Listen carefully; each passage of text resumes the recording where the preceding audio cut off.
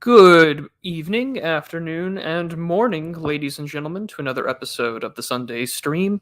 Thank you all for tuning in, and today I'm going to try my best to make something incredibly boring as entertaining as humanly possible, like any good lecturer does.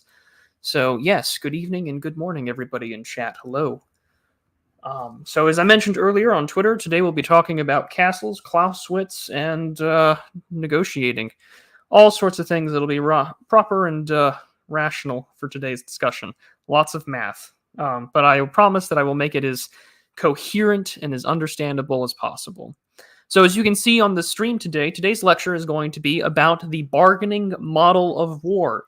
Specifically, we see this in regards to conflict between states, the idea of going after territory or certain commodities and resources, and of course, the negotiation of settlements. So, with all that being said, let's get ourselves started, and here we go. So, I wanted to start off today, however, with a quote from Professor R. Harrison Wagner from the University of Texas, who's well known for writing about rational choice in international relations. He says, quote, "Nearly all wars end not because states are fighting, are incapable of further fighting, but because they agree to stop. Thus, to explain why wars occur, one must explain why states must fight before reaching agreement, which implies that war must be considered a part of the bargaining process that leads to a negotiated settlement, and not an alternative to it. However, most attempts to explain the occurrence of war assume that it is entirely the result of choices made before it begins. In his argument, he wishes to show about posing the problem can only lead to misleading conclusions by analyzing a model in which a negotiated settlement remains possible after a war starts." End quote. And that's an important part of what we'll be discussing today, is because wars typically nowadays do end, or at least modern conflicts do end, in the aspect of settlements, treaties, and negotiated peace and settlement after a certain aspect of probability or likelihood of victory is achieved. And in doing so, this is where this model comes from. And in fact, many authors and writers who talk about the bargaining model of war attribute the quote to that of Karl von Clausewitz, that war is simply the continuation of political intercourse with the addition of other means. Now, this infamous quote is sort of the baseline for what we'll be talking about today. And with all that being said, let's start breaking into the details. So, the bargaining model is in the rationalist school of thought, or at least the rational choice concept within international relations. This particular model is a means of viewing and representing gains and losses and the outcome of a war between two states and two actors. This is typically viewed in the lens of a bargaining interaction. So war is just an extension of politics, ergo a beginning or the end of a war, specifically the end, is going to be the area of focus for today. Bargaining is essential in the negotiated settlements of suing for peace, as the term goes. So with that being said, I want to be focusing on the concept, the model, its equation, and some historical aspects to this model itself. It is a prominent feature of rational choice school of thought in international relations. It's particularly taught widely in graduate level courses, although in my undergrad days, I did have a professor that briefly brought up rational choice and game theory in IR. So I thought that it would be important to give a rudimentary introduction to this concept, because when we look at how wars start, it's important to see how they end, because they can start for a variety of reasons, and this model offers a few frameworks and ideas as to how wars begin. That are related to what we've discussed previously on the channel as well. So there's a lot to learn, but also a lot of prior knowledge that you guys already have that will make this understanding of this model and equation pretty darn easy. So with that being said, this model is also dominant in a popular framework in conceptualizing and understanding war, especially amongst American scholars and those who are in sort of conflict studies, that realm of IR that focuses exclusively on armed conflict. So with that being said, let's all get started. So some prominent scholars in the field of the bargaining model of war, the idea that war, especially after World War II, is primarily an extension of bargaining and negotiation over territory and resources comes from the esteemed economist Thomas Schelling, who passed away a few years back. But he viewed the idea of many post-war conflicts, particularly that of Korea and Vietnam, to be aspects of fighting over territory and then coming to some sort of settlement, whether it be via Vietnamization or having the line drawn along the 38th parallel when it comes to the Korean War. Not because these nations were incapable of continuing the fight onward, but because they recognized that the costs of war to continue it would not be worth it. Specifically, this bargaining model of war relates directly to the war inefficiency puzzle.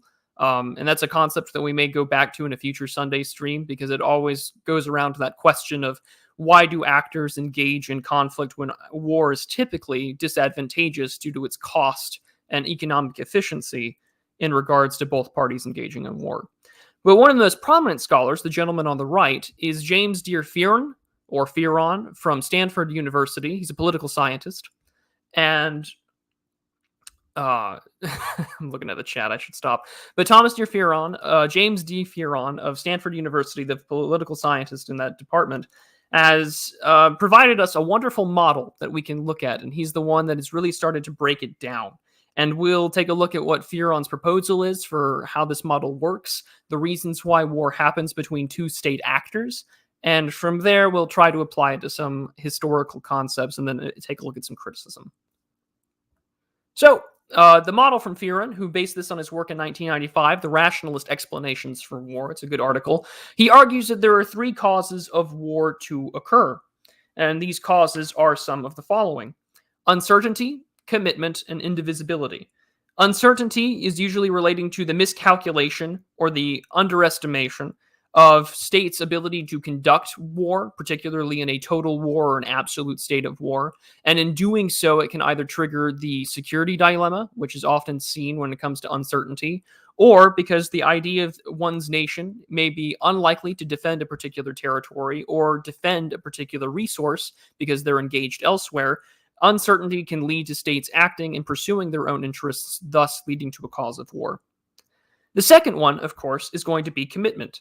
This commitment is also a form of uncertainty, but it is mainly in regards to the ability of states not being able to commit publicly that they would use their power in the future against another state. This is particularly around disputed territory, specifically around borders, or areas in which there is a predominant resource that is important to them. So consider Egypt and Ethiopia, for example, when we talked about in the past the grand Ethiopian Renaissance Dam and how that would affect the flow of the Nile up to Egypt. That may be some issue of commitment because both nations have discussed about using military force, meaning that neither of them can commit to not using military force against either nation in the future. Definitely a possible cause for war. And then the third and final one is that indivisibility. A good cannot be divided. It can only be controlled by a state. This form of indivisibility specifically refers to the idea of resources, whether that be rare earth minerals or certain coal and oil fields. The idea that two parties cannot come to an agreement over the divisibility of a good, service, or access to a particular resource on Earth, whether that be oil, or what is most likely to come into the future is going to be access to water. We'll probably revisit the concept of hydrohegemony in the future, but even now with the United States, there are constant diplomatic back and forths over how to control certain underground water basins that help provide a significant amount of public water, both to the United States, but northern parts of Mexico as well. Scholars, including Fearon, have argued that indivisibility is hard to find in practice and in real life, but it is not something that should be discounted when individuals cannot come to an agreement. Since his work in 1995, however, the model has also been adapted to incorporate other types of war, particularly preventative war, preemptive war, and the idea of rapidly rising powers. These have all been categorized under the issue of commitment, specifically the idea of preventative war to prevent a state from attacking yourself before you are unable to fight back. Preemptive war, often used and argued nowadays, and most recently in the early 2000s, in regards to stopping the, either the diaspora of terrorist ideology or terrorist actions on the home soil, or more, the idea that preemptively we should strike in order to prevent, human rights abuses. We see this a lot within the sort of liberal hegemony policy of the United States.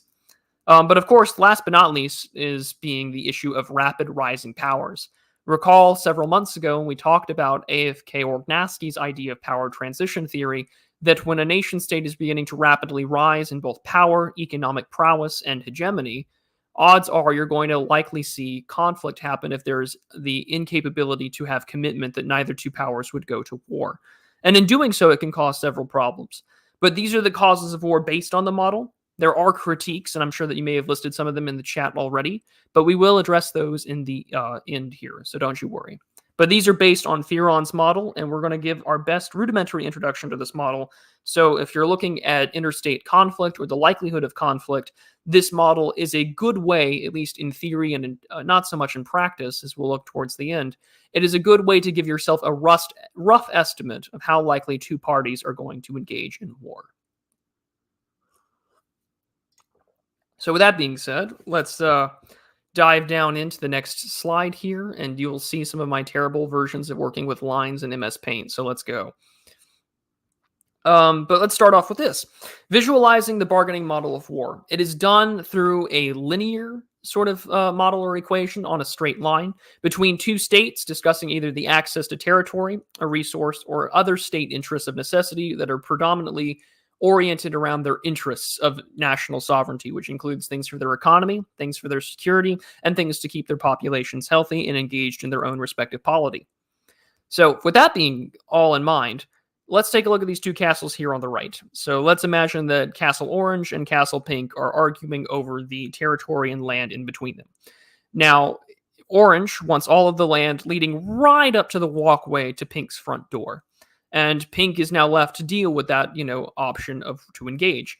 Do you try to accept the deal or negotiate a better deal in terms of accepting it? Or do you go to war because clearly Orange is going to have all the territory that leads right up to your front door, leaving you especially vulnerable because that castle is your domain.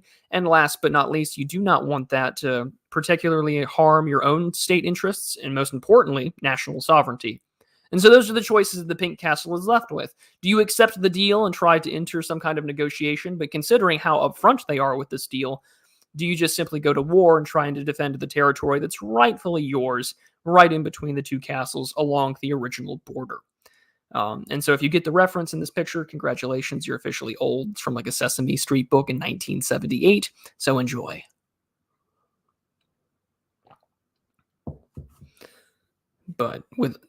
So here's the model structure.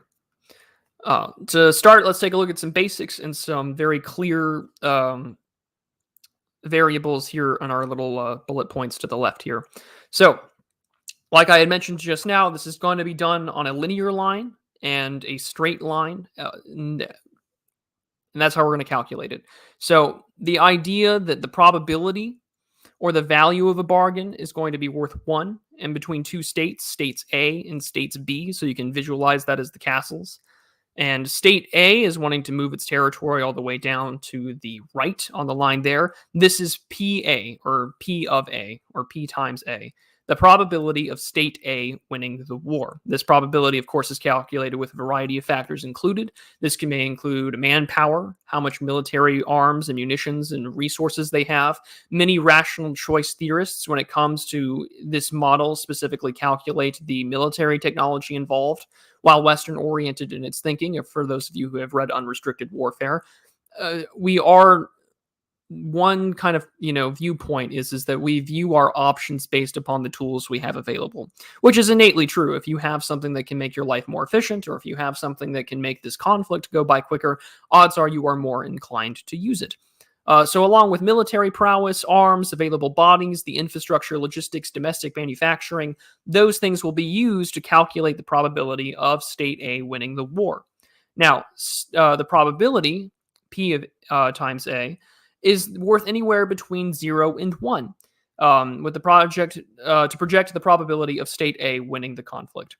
If you wanted to calculate, state B or the Pink Castle's probability of winning the war, it is going to be 1 minus the probability of A. So with all that being outlined, we can now start really breaking down this picture here to the right. A wants to get as close as possible as it can to B's capital, all the territory as close as it can in order to pursue its own interests. And B is left with a choice. Does it either engage in war, or does it go forward and, try and see if the settlement is worthwhile and accept the deal and accept the bargain? and seeing how much closer it is to their capital and having, the other nation's people, the other nation's economy, the other nation's military forces right along your border with border checkpoints, and most likely people of your own culture, your own ethnicity, your own identity or ethnos now being under the control of the other country, odds are you're probably going to see that war is a likely option, especially as they get closer and closer to encroaching upon state sovereignty. But there is more. It's not as simple as just that. All actors will play or pay a cost for this kind of conflict, whether this is human capital, damage to the environment, infrastructure, their capital, their currency, whatever it may be. The cost of war plays a substantial role in this model, specifically because if the costs of war outweigh any sort of gains made, then you're not going to engage in war, but rather you want to engage in some kind of protracted settlement. So on top, we've seen our original idea of what the expected share of war is, but we also have to calculate the costs of war. This can be the destruction of an entire generation of, reproductive age men and women, as more particularly men historically. And how we calculate this, of course, is the cost of state A's actions, or the cost of war for state A, and you subtract that against the probability, P times A, for the probability of how likely they are to win the war. Costs, of course, under this model are viewed as C, the costs of state A being greater than 0, C times A being greater than 0, based upon the calculations of what's likely to happen. And of course, B, it's the same thing. If you wanted to calculate and root for, the pink castle be on team B. Now, with that all in mind, P of A minus C of A equals, A's cost of war. And doing that allows you to have a pretty good estimate of how far you're going to go. Are you actually going to lose territory? Is the environmental destruction going to make aspects of your own territory or the territory you want to capture be worthwhile to engage in or even hold that territory, especially in an age of nuclear weapons, in case that's an option for you to use as a tactical strike? All of these factors have to be calculated into these probabilities, but as well as the potential cost of conflict, to see if it's even worth engaging in war in the first place, especially over territorial areas. Think about, various oil fields and the Middle East between state actors, or even other areas such as uranium deposits for nuclear energy, and of course, access to rare earth minerals. These are going to be things that would most likely be fought over between two state actors, along with the concerns of territorial sovereignty and national sovereignty of its people. So down below on the second sort of picture of this model, A's predicted war payoff is going to be calculated based upon the cost of war. And that payoff is never going to be the expected share of A's territory, almost never. In part because no conflict is, going to have zero costs to the instigating party.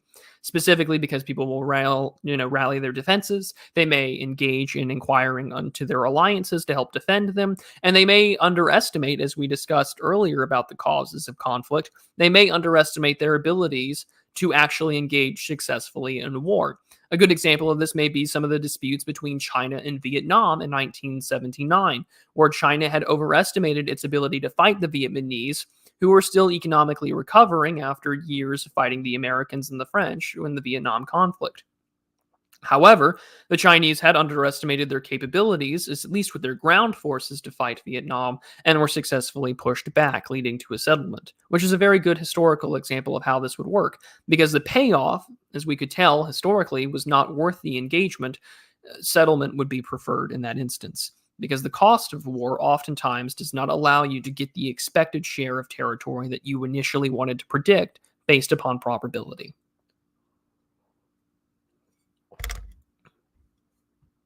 So let me go take a look at chat here and see how everyone's. Dan says, can A be China and B be Taiwan? Kind of. We can definitely talk about this. Jonathan Pohl saying, ooh, mathematics equations by political scientists. Yes, it's more of a model than it really is an equation. But Tom asks, how do you calculate probability for this? So probability can be calculated in a variety of ways. So earlier we talked about the ability to put out how many forces you can put out, how much technology you have available to you, what's in your arsenal, what kind of technology, what are your logistics, what are your supply chains. It really depends on how many factors you want to calculate it in there. P can be a variety of variables, like we just mentioned, and also geography plays a major factor as well. In the world of geopolitics, geography über alles.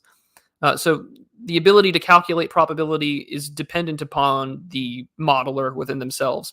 This model gives you a rough overview on how to calculate that probability, but the factors including with probability, whether that be arms, troops ready for deployment, number of reservists, are you going to incorporate your navy, airstrikes, and so on, that happens. And in fact, a lot of this probability models can be significantly affected on what school of thought that you argue.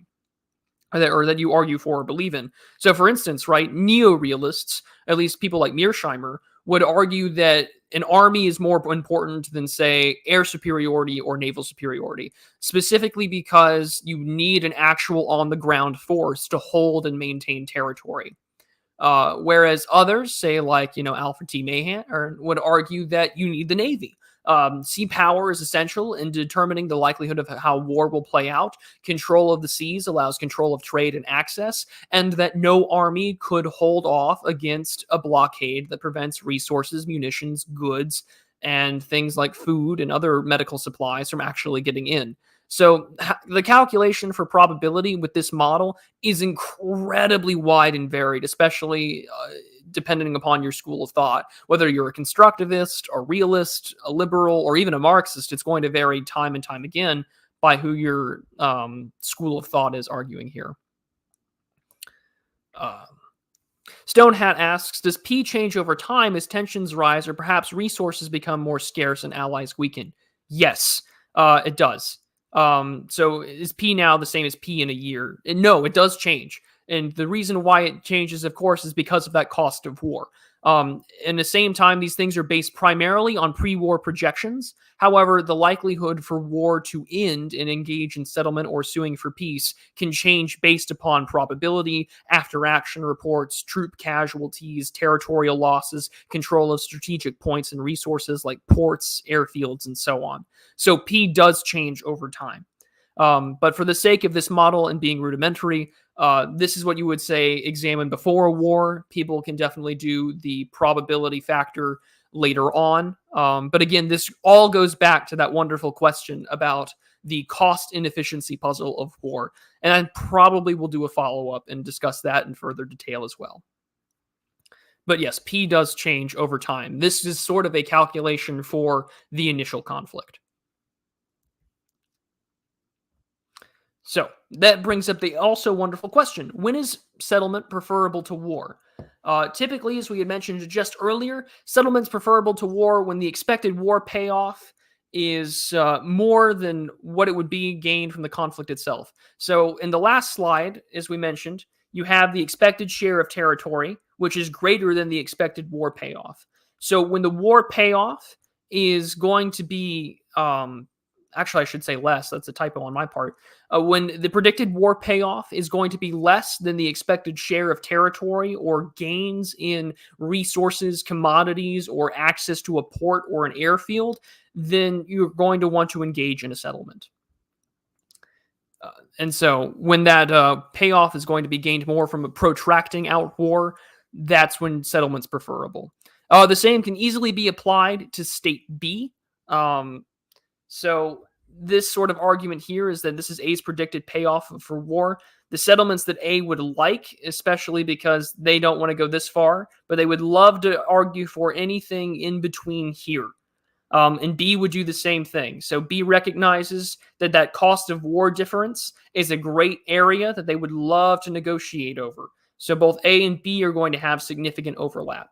And when that mutual overlap for settlement occurs between both states, oftentimes both states, either through diplomatic communications, military communications, or even through diplomatic back channels in other countries, would definitely prefer to negotiate and continue bargaining over this territory rather than engage in prolonged, protracted conflict.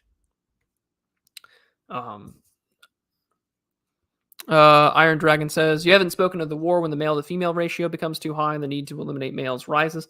I mean, that can be a part of calculation, but at the same time, for this specific model, the three factors of uncertainty, commitment, indivisibility, significant are the cause for this war, at least here. Let's take a look through chat here and see if I've missed anything. J-Ins also says it's also possible that parties calculate the probability differently. Yes, which also creates sort of that reinforcing sentiment of what causes war, especially with the uncertainty. Both states can easily miscalculate or underestimate the other state's ability to engage in protracted conflict or their ability to quickly defend or seize territory rapidly. And in fact, their own versions of calculating their expected gains and their expected payoffs with war will vary from state to state. This model just provides a very rudimentary outline for how that works.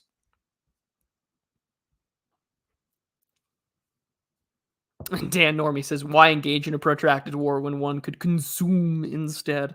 Well, I mean, war isn't just the use of hard power either. Cultural conflict happens as well. And in fact, you could probably apply this model to some aspects of the culture war that sort of the American aspect of culture can be applied to, and China's responses to it, right?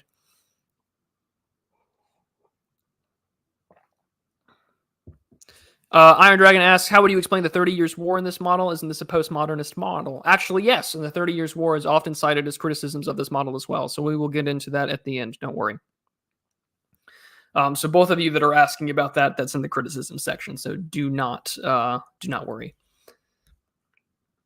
But when these two states overlap in their terms of what are the expected gains and what are the expected costs, when there's overlap for areas for them to negotiate over territory, resources, or access to a resource, then oftentimes they would prefer to sue for peace and find a treaty or an agreement that would allow them to cease conflict, because obviously the cost of war is not worth it, especially when either party could find either a mutual understanding or an agreement based upon the amount of war that's already conducted. So if there's been more damage to one side over the other, that will play an impact on their negotiations and bargaining, especially as they try to come to some sort of armistice or some kind of official cessation of hostilities between both nations. An historical example of this that we can look at would be the territories of Alsace and Lorraine within France. Especially after the War of 1870 that led to German unification. These territories were ceded to Germany at the end of the war, especially as the French Empire collapses and you get the rise of the Third French Republic. One of the things that was often cited in regards to the German unification is that France had argued, especially that any changes to territorial borders within sort of the German Confederation, and most importantly Prussia, would require the consent of France. And in doing so, this leads to conflict, especially as Prussia, under Otto von Bismarck and his military leadership, expand. However, and also the recognition of the indivisibility, and this is a really good example of this, of an actual real-world example, is that coal and iron are vital to both of these nations' war efforts, both found within the Alsace and Lorraine territories within France. And what comes after this, of course, after Germany seizes it, and we'll see this happen in World War I, is French revanchism. The motivating factor of state interest is the aspect of revenge. It's used as propaganda. But keep in mind that this is an indivisibility of territory. So prior to World War I starting, Germany at this time is producing roughly 28 million tons of coal a year within its own borders. The Alsace-Lorraine territory that it had created was creating 21 million tons of coal and iron in 1913 for Germany. Obviously a vital resource, something that they want to control, and something that both parties find is an indivisible resource. And with doing so, this is something that in the time that these nations sued for peace, we are now seeing the aspect of territory being one of those vital concerns in the Treaty of Versailles in 1919. And in doing so, Germany loses access to one of the most important war-making resources that you need, which is specifically around iron and coal production, necessary for not only domestic energy purposes, domestic manufacturing, but the ability to maintain a war machine for a significant amount of time. So this is one good historical example, with all that being said. And however, this doesn't mean that this model is without criticisms. So there are a variety of criticisms that this model offers, an understanding of how actors might respond or retaliate in the wake of state interests and their limitations. This model doesn't work for everything, however. One of them including multi-state conflicts, because this model is run linearly amongst territories between two nation states, and it does not factor in the idea of when multinational parties get involved. So specifically, while we can mention the Franco-German War in 1870 and what comes at the end in 1871, we can't really necessarily calculate, say, larger state actors being involved or multiple state actors. So a good example being that of the Second World War, the conflicts that have happened throughout, say, with Venice in the 1580s, or even more recently with that in Vietnam, Korea, or even now in the Middle East with multiple parties among the American coalition against, say, Saddam Hussein's government in 2003 and 2004, as well as that of the ISAF operations in Afghanistan. The second thing also that lies within criticism, of course, is going to be cost-benefit analysis. It's very difficult to calculate what the costs of war actually are in comparison to the perceived interests of the state or the gains that the state wishes to make. In the same time, cost-benefit analysis is going to be calculated differently by a variety of actors. The government may calculate its cost-benefit analysis of war in one particular direction. The Rand Corporation, for example, may calculate it differently. Raytheon may calculate it differently. The media may calculate it differently. And within their own domestic polity may calculate it differently, especially as they see a majority of their sons go off to war and may not come back. So all of these factors are multifaceted in cost-benefit analysis, which makes this model relatively unreliable unless you're willing to factor in virtually all concepts of cost-benefit analysis when it comes to that C times A bit, as we mentioned in the model. The third point being for a lot of criticisms, of course, are domestic policy, or what rational choice theorists like to call irrational choices or irrational action. So domestic policy, whether that's through religious fervor or geopolitical interests or cultural or familial ones, if we want to relate to how so many royal families can be related to one another by some form or fashion. A lot which gets cited here in terms of domestic policy, or what rational choice actors would call irrational action, would be engaging in protracted conflict that you may not live to see the end of. So this is where like the 30 Years' War or the 100 Years' War gets referenced in criticism of this model. Specifically, because why would it be a rational choice, or why would the costs of war, engaging in blood and treasure for over 80 years, is worthwhile in the face of the fact that you could probably find some sort of settlement? So a lot of these conflicts, especially long protracted ones, you can even argue that Vietnam is a lot longer than its official timeline, considering that even during the administration of Eisenhower, advisors, arms, and money was being spent to help the French out, or at least assess the situation in Indochina, long before the United States officially gets militarily involved in what we know as the Vietnam War. So the domestic policy can definitely be a factor, especially when your domestic policy and domestic politics are going to be the hardline position for some actors. For instance, when we talk about Taiwan and China, right, the United States has long had the fervent anti-communist position in both American parties, although that's kind of deviated now a little bit. But the argument can go that the actual rational choice is limited by the domestic policy and domestic politics at home. When DC Perspective was on not too long ago, we were talking about the differences that Henry Kissinger and Pat Buchanan had on the issue of Taiwan. Henry Kissinger was far more interested in recognizing the argument of China's territorial claims over Taiwan, even though Chiang Kai-shek had fled there. You have sort of its, the Taiwanese Republic is there. There's official American, representation and recognition of that state. In these conversations with Zhou Enlai, right, Henry Kissinger is arguing that, rationally, China has a good argument. China has a long-standing territorial claim, and I don't wish to, engage in conflict over this territory and this island. However, domestic politics back at home, especially for Nixon, and the anti-communist position he's taken, prevents us from sort of engaging there on that issue, or at least any further than, we won't do our best to engage in war in this time, but we will recognize Taiwan for, being the actual China that we want to defend and support. And that's the protracted policy position of the United States for a very long time. And as we talk about Taiwan in the future on this channel, we have noticed a recent uptick in the trend of defending Taiwan and being anti-China. Consent is easily manufactured, and domestic policy can definitely lead to what is known as irrational action. But last but not least is the limited empirical testing. So this model is a really great way to project how war may go, what gains and losses you may expect, and whether or not it's better to just simply negotiate publicly or to come to the negotiating table. It does have limited empirical testing. This is a relatively new model. Again, it came out in 1995, so it's as old as I am. And it has not been effectively applied between just two state actors, because in most days nowadays, it's not just two state actors. It's not this linear model that looks at, because it can be vast and protracted with a variety of parties all pursuing their own interests.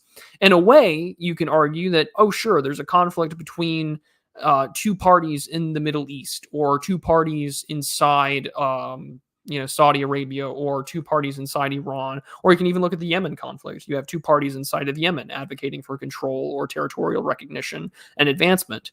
However, this is really an extension of, say, Iran, China, Russia versus the Saudis, the Israelis, and the United States, meaning that this model has limited empirical testing because of so many parties being involved in conflict, especially as larger, national and global powers like the United States wish to pursue a policy of, American primacy or a unipolar world, whereas others are going to do their best to either create coalitions or to directly challenge that unipolarity that the United States has been after since the end of the Cold War in the early 1990s.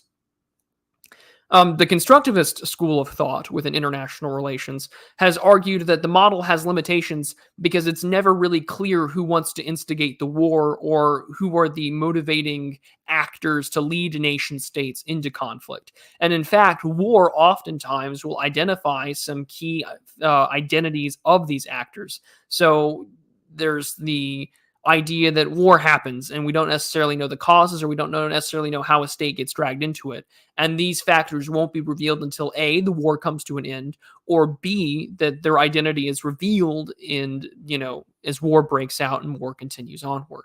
So it's very hard for us to understand how this model can be effectively used sometimes, because not every factor, like the identity of those who engage in conflict or instigate the conflict, are easily accessible and revealed. And in fact, this also contributes, as many rational choice scholars have responded, this factor is very much a part of the Fearon's causes of war idea, which is uncertainty.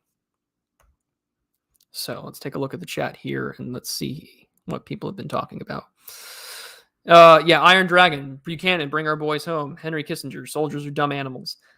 Indeed, and that's a really good difference. And don't even get me started on what McNamara did to borderline IQ, or low IQ, or mentally retarded Americans during the Vietnam War. It'll make you angry and make you sick. But let's see if there are any questions here that I have missed as I was going over the question here. Let's see. How would this model account for crusades or jihad? I think that a good way to look at this model would be an excellent way to start lumping in actors as sort of one. So at the time, crusades, it depends on which crusade that you want to specifically look at, but we could probably label the two interested parties, right, as sort of like you have Christendom and then sort of the Muslim Saracen territory. The argument could be that Jerusalem and what is considered the Holy Land is indivisible, and therefore we need to retaliate, we need to respond.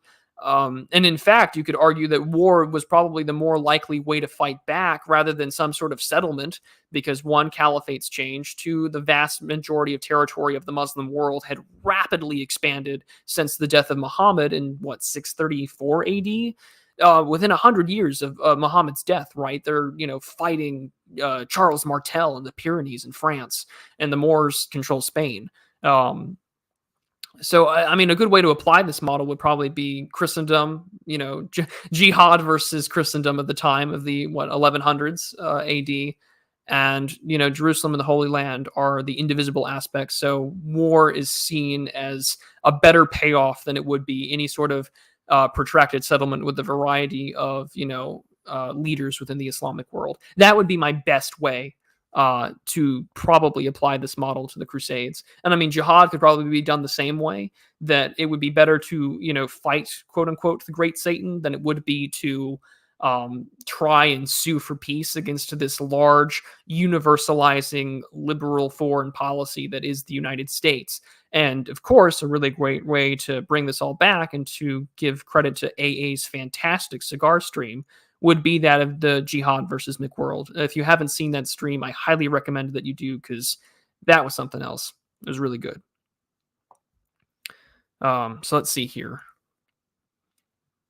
Any other question? Yeah. Jihad versus McWorld gets referenced. But yeah, that is the model. And this is a good way to predict how conflict plays out, the probability of conflict. But again, it refers back to mainly two state actors and how that war engages. So that, I believe, for me, is going to be the end of today's lecture.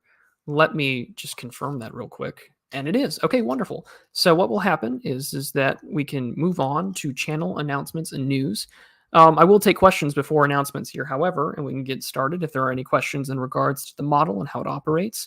I feel like the criticisms are perfectly valid in response, because most conflicts nowadays are not between two state actors. But I'm going to quickly finish this coffee here before it goes completely cold.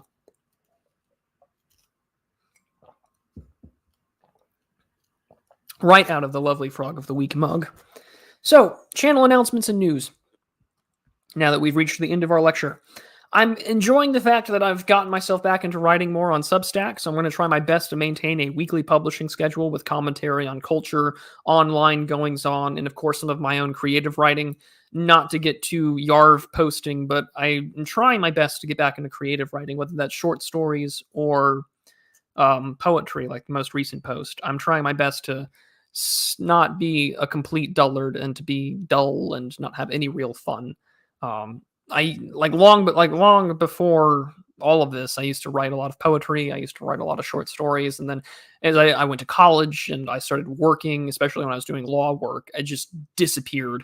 Whether I was writing legal briefs or I was doing these sort of the necessary work that you need to do for your bachelor's thesis, it disappeared, and I want it to come back. So I think art is important. The right wing needs art, and I think it needs that kind of artistic culture. So I'm going to try my best to contribute. But there will be a new Substack released on the 15th, and it's probably going to be on some cultural stuff on working from home. But this next Thursday, on the 14th, we're going to be talking about the modern horror genre, and it will hopefully be out Tuesday for patrons and channel members, so you guys get to see it a couple of days early. But the discussion is going to be around sort of the formulaic nature of this liberal, rational mind that comes with a lot of modern horror films, especially because, suburbanite, cultured urban person manages to defeat religious problem that, priests and rabbis have been warning about for centuries. And I find it frustrating because the only good horror that I've really been enjoying nowadays has been analog horror. And I'll dive into this in the video, but I just think that there's a lot to be discussing about the modern mind or modernity in regards to horror and what scares us. And the fact is that at least, things like Lovecraft, this otherworldliness, or the horror of the mind are, I think, innately reactionary to what we're seeing nowadays. So that is set to hopefully come out on the 14th. It'll be a nice new scripted video.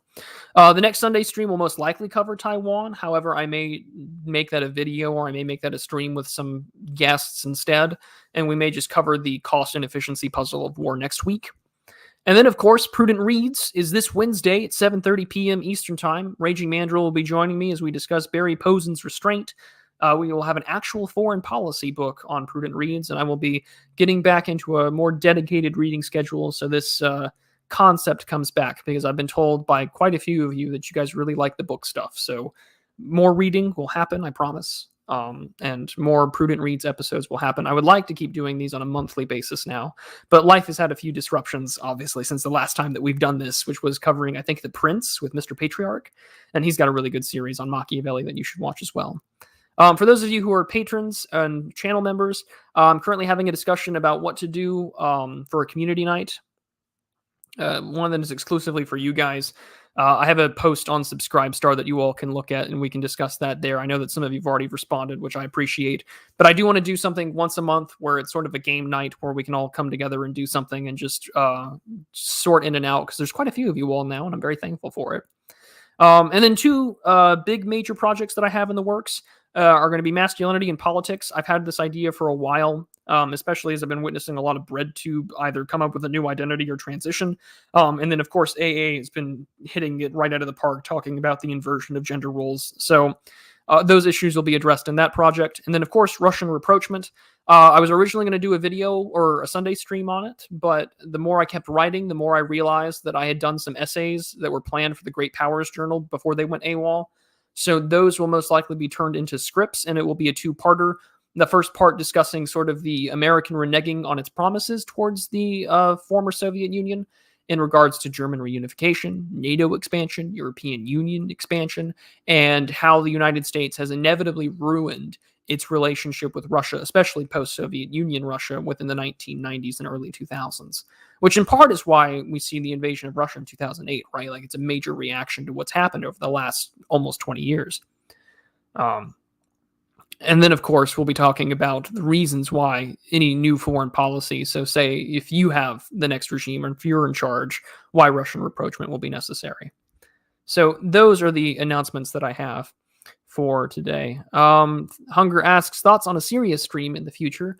Probably. I would need to do a little more research on it. I know that there's been some goings on between, the Turkish government and the American governments have had some spats back and forth in regards to what's happening in Syria. The United States and a lot of Western countries still have the position that Assad must go, but Hunger, just shoot me a DM and then we can discuss that, because I would need to just sit down and really do my research, because that's a conflict that has now gone on since, good Lord, since I was like a freshman in high school. It's been going now on for 10 some odd years, 10 plus years. So yeah, all these things will need to be discussed. Tom says Hearts of Iron 4 boy. I should probably need to read, or I would not need to read. I would need to buy the game. Tuesday says, did you see that David Carlson retired from YouTube? Oh, I did not know that. That makes me a little bit depressed, but well, at least I got the last stream with him then.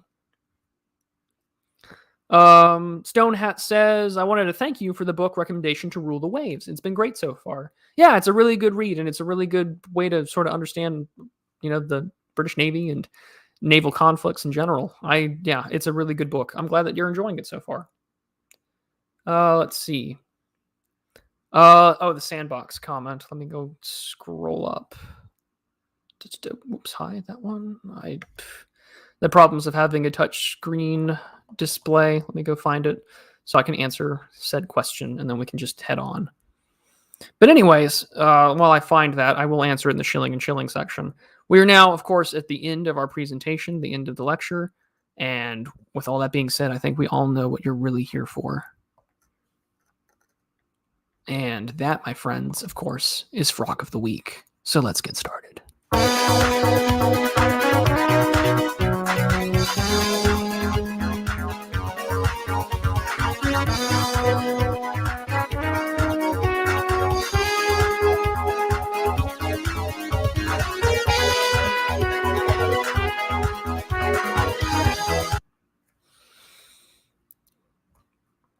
So, again, thank you to Cyberpunk Internal Affairs for making that wonderful little theme.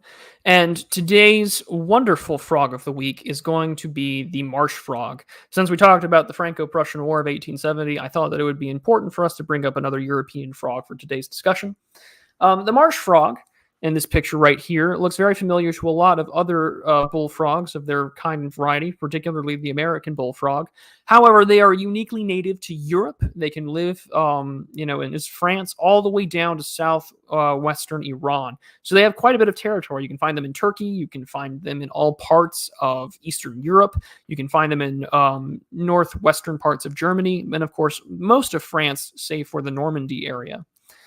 They are possibly engaged with a mutualistic relationship with water buffalo. They are definitely a more aquatic frog than they are of some other species. But it has been observed by numerous environmentalists and scholars that these frogs are oftentimes riding on water buffalo that are going through lakes and streams, and they will, keep the flies away by eating them. So it is a potential mutualistic relationship for the water buffalo as well as for the frogs to be fed, and the water buffalo to not be bothered by flies that may potentially carry disease. For a bullfrog type of their kind, they're particularly large. They're about 4 inches in size. The females, of course, being a sexually dimorphic species, they are going to be a little bit larger than the males. Most bodies of water are preferred for habitation. As the name implies, they do prefer marshes, they do prefer streams, they do prefer lakes. They're just about good anywhere. And given how narrow their snout is, it's very triangular oriented. This is a really good indication that they are predatorial. And studies have shown that they mainly eat flies, beetles, and a variety of other insects that are nearby them that they can find and easily hunt for.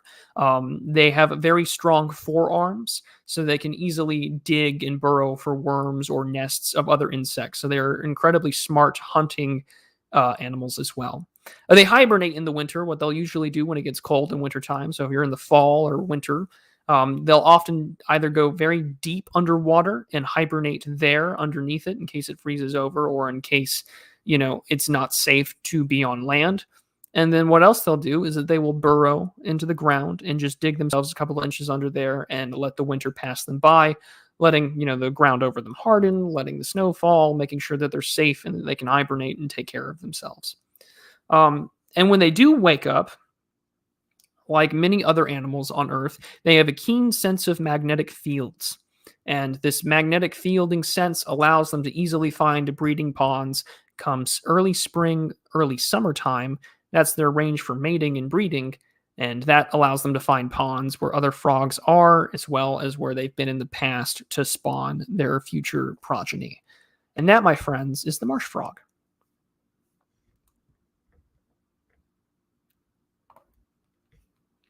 Sleep the danger away. Magnetic sense. How does it work? Magnets. How does it work? I don't, to be honest, I really don't know, actually. But in the same way that other animals have a keen awareness of electromagnetic fields and the Earth's own magnetic field, it's something I don't know how to explain well enough either, Steve, but it is certainly interesting. The frozen frog, also known as the wood frog. But yeah, this is reject humanity, advance to frog, hop over modernity. He eats the bug, owns nothing, and is happy. I think this is the only frog that is the one that eats the bugs, owns nothing, and be happy. Klaus Schwab wants us to all secretly be frogs, apparently. The saxophone frog gets me every time. Well, I'm glad that you enjoy it. Dan Normie says soy face. You guys are hilarious. Ugh. Fishy Frenzy says, will you ever do a stream on warfare between frogs? No, most likely not. What I will do, however, is I'll probably write something up or I'll do a script on their esoteric meaning, because I've been told that they're uniquely entwined with European mysticism and religion. So I might hit up Semiagog and just ask him, hey, do you want to help me research on the esoteric meaning and their power level behind frogs? As cringe as that might sound, I think I might actually just do it. But no, I'm not going to do something on war. But all right, that's our frog of the week. And as I mentioned before, there are like over 5,000 species of frogs. So if the show continues on for 100 years, we might finally run out of frogs. But, who knows? That implies that the show goes for 98 years. All right, so for Shilling and Shilling, I'm going to refer now to Iron Dragon. And because he had mentioned a question earlier that I wanted to find, he'd said something about the sandbox. So let's go see if I can find it. He asks that Americans don't fight to win, and it's so lucrative for the military-industrial complex to have forever wars. The Middle East is the sandbox, the mech world, to train soldiers and test weapons. To an extent, yes. I would argue that really the United States hasn't had a legitimate reason to engage in conflict probably since the Second World War. And even then, the United States, by doing a lot with oil sanctions, kind of put the Japanese in no position to act but to attack the United States and try and sue for peace, at least to get its oil reserves back for its own industry. But nowadays, and again, this model can be equally criticized for both, non-state actors, or at least the constructivist argument, right? That the identities of the people who are pushing for war may not be found until the conflict starts in itself. And you could argue that, okay, conflict begins. We argued that we were attacked. And from there, you could say, okay, wars happened. Who's profiting from it? Who's benefiting from it? You can see defense contractors, senators, and so on. That would be probably a very good way to look at it.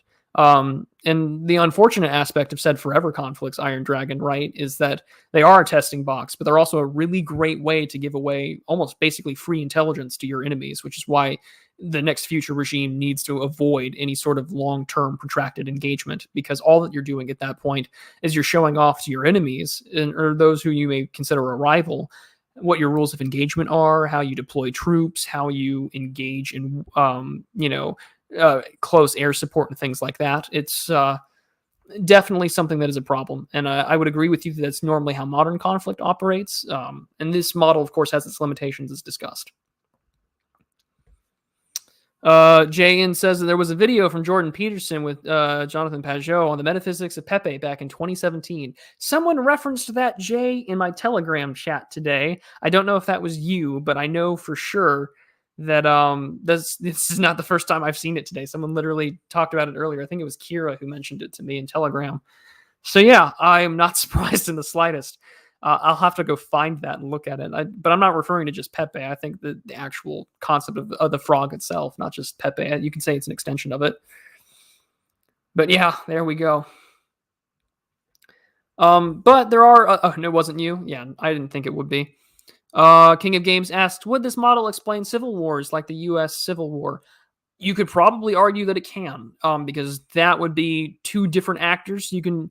As much as the United States, like the Union, right, didn't technically recognize the Confederate States of America, because in doing so, that would grant them legitimacy and that would claim that they do have an actual right to sovereignty. It was between two state actors. It was very fair to recognize that you had two state actors. You had the United States, the Union, and then you had the Confederates, the South. This model could easily be applied to there. And of course, what's considered indivisible, right? You can't necessarily divide it between the argument between, states' rights and their ability to have government encroaching upon it, and recognizing that war by other means was already happening, because at a certain point with how it was going, whether it was between Kansas, the Missouri Compromise, and so on, the United States was essentially making the South, and at least with the Democrats, in a position where electorally it could never really win, and it could never have its policies put out in the Senate. And that would be an excellent way to probably apply that model.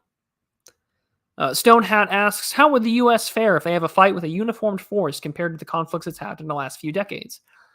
That's a really good question, Stonehat. I'm not too sure. I'm not one of those like military strength guys. I don't like looking at numbers or military strength factors unless I absolutely have to. I'm not. I think that just like Zoomers who do like the map politics thing, there are people who out there who do like military projections really autistically. Not to insult them, I'm sure they provide a vital resource, right? But you could. I wouldn't know. I really don't. We're seeing a lot of this sort of back and forth with the Chinese and the United States, but there are a lot of people that have worked in China that I've been following that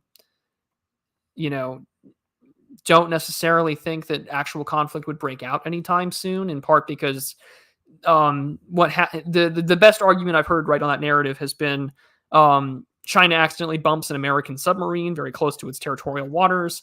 It makes a whole big hullabaloo about it, and then all of a sudden the information dumps, and you have the United States talking about its training of its troops on Taiwanese soil, the, recent agreements within Japan, and the Quad being informed of what they're going to do in the Indo-Pacific. And then all of a sudden, since this last Monday, there hasn't been a lot of incursions from the Chinese, if any at all, into Taiwan's air defense identification zone, its ADIZ. So it's a really interesting question, and it's something that we'll probably revisit sometime in the future. Most likely not next week, but the week after. Let's see here. How about the wars against the Indians in the late 19th century? Well, that depends, right? Because there are multiple Indian tribes, and they're all kind of in the same conglomerated way of not having their territory taken from them. You could probably argue that the model wouldn't apply as much because the United States is fighting against multiple state actors. Dave Bergeron says, Russia shot down a few Chinese ships in Russian waters this week. I'm going to have to look that up. I'm not particularly aware of that. But I think that that does reaffirm the same thesis that Semiagog and I have been talking about, where despite their cozy economic relationship, at least with natural resources, particularly like pipelines for natural gas and oil, the Russians and the Chinese do not have the warmest relationship outside of that. Fishing ships, that doesn't surprise me at all. There's been a lot of that happening both in Russia and parts of South America. So yeah, the Chinese have had problems with fishing incursions in the past and having their ships shot down. But again, I mean, economic sovereignty is going to be incredibly important, and I think that's Russia shooting across the bow that it will defend its interests. So yeah, I appreciate that. Jonathan Pohl says the Chinese don't need to invade Taiwan. They already have the KMT on board for unification. They can pressure the DPP and other parties to eventually give in. Yes, internally, but I suppose that really depends on how much force the rest of the Western containment bloc wants to enact on it, because they're really being adamant about that being the hill to die on, and they're putting out all those polls about 52% or more of Americans wanting to defend it. The unfortunate media consensus-making apparatus in the United States over Taiwan has unfortunately been really effective. Opposition to the United States is keeping the Russia-China pact together. To a great extension, yes, Steve, you're absolutely right. All the more reason for a case of Russian rapprochement with the United States, and that might be the sort of Sino-Russo breakup 2.0. Let's see here. Tuesday says 19th century America was a beautiful place at the beginning. America had a tree line. Chat kept moving.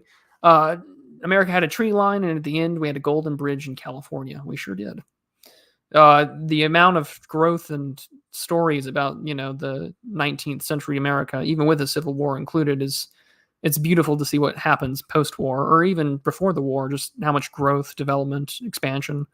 It's a true, it's a good historical tale. And even today, we talk about cities, or you see that very stupid intersection picture get brought up with all the gas stations at McDonald's. And I'm going to go on a little bit of a tangent here, but everyone points to that picture like, this is what you're defending. This is what you're proud of. And it's just like, no, like that's not what I'm proud of. One, because that intersection that everyone loves to point out, I think it's in Pennsylvania, with all the gas stations and whatnot, is literally created because of the fact you can't spend federal dollars on certain roads and certain sections. So you have to have this long stretch where all of those gas stations are. But I mean, I've talked about it where I live, right? I live out in the countryside, and there are these long stretches of roads from one city to another where it's nothing but farmland and trees and lakes and forests. And that's the beautiful place. And there's still a lot of that around, unfortunately, people want to get rid of it. And people like Matt Iglesias want 1 billion Americans, and I find that absolutely, just demonic. What country on earth honestly cares about its own citizens? Probably Switzerland at a certain point. That would probably be it. But yeah, with that being said, ladies and gents, I'm going to get to the shilling section now that we've done some announcements and we're hitting our hour mark. So, of course, in the links in the description are a variety of the things that I am currently working on right now. So whether that's Substack, my Twitter account, Telegram, if you want to see that and have enjoying conversations. I'm trying to moderate it a little bit better. That way we can have the Telegram be used for more productive networking and engagement, and trying to find ways to help people get what they need, especially as the state continues to crack down on certain things, whether that be jobs or whether that be a way to create collectives for art and whatnot. I think that all of those things are important. So there's, of course, Telegram in the bottom. Matrix is going to be explored in the future, Tom, as well. So there'll probably be a Matrix. I'm also putting up an entire backlog of every video and every stream up on Odyssey and BitChute. So there were going to be backups there as well. So I plan on using this platform because it's the most accessible until I get kicked off. So until that happens, I will be using Odyssey and BitChute in the future as a way to have an entire backup and library available. But if you would like to support me and not use YouTube's egregious taxation system, there are wonderful ways to support the channel. And ways, of course, of doing that is going to be, of course, through Subscribestar. And there are wonderful benefits that come with that, as I'm sure that you may know. We've had wonderful patrons come on here to discuss a variety of geopolitical issues, whether that's giving the history of Mexican-American relations or just telling us what's happening, what on earth is happening in Lebanon. there are a variety of things that we've talked about in regards to, with patrons who have, niche understandings of various histories or politics of other countries. There's a gentleman who is a patron that wants to come on that has discussed, he's a resident of Japan and he sort of wants to talk about the new prime minister. So that might happen in the future.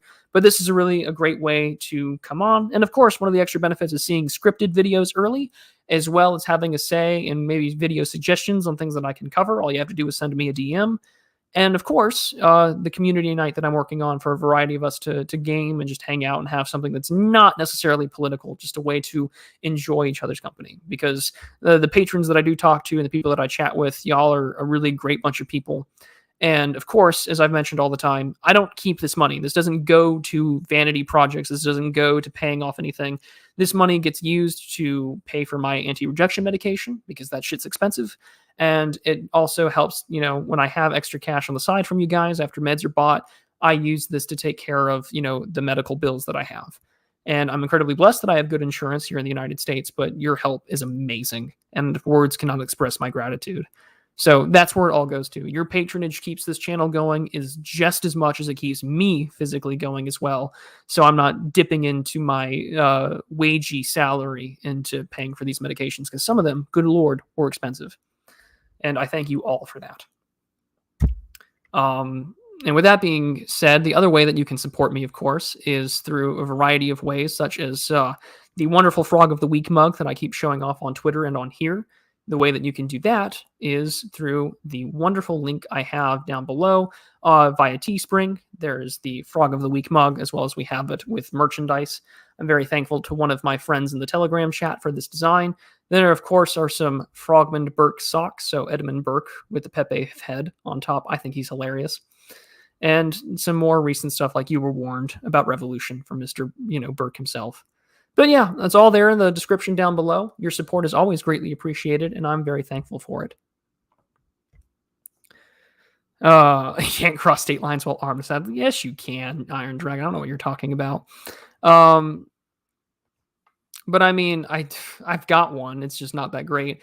Paul, I know you're in New Mexico now, but from where I live, that would be like an 18-hour drive. If I were still living in El Paso, I would have no problem visiting you, but alas. But maybe in the future, I would love to do some sort of meetup stuff. But with all that being said, ladies and gentlemen, I want to thank you so much for stopping by this wonderful little lecture. I hope that the model made sense and its lectures made sense. And of course, if you have any questions, leave your comments down below at the end of the stream. I'll be happy to answer them in case I didn't miss them. And I will see you all on Thursday with a new video on horror. And next Sunday, we'll probably take a good look at the cost and efficiency puzzle of war itself. I hope you enjoy the rest of your Sunday. If it's a brand new morning for you and it's Monday already, I hope that you have a fantastic Monday. Take care, ladies and gents. Be prudent, everybody, and I'll see you all next time.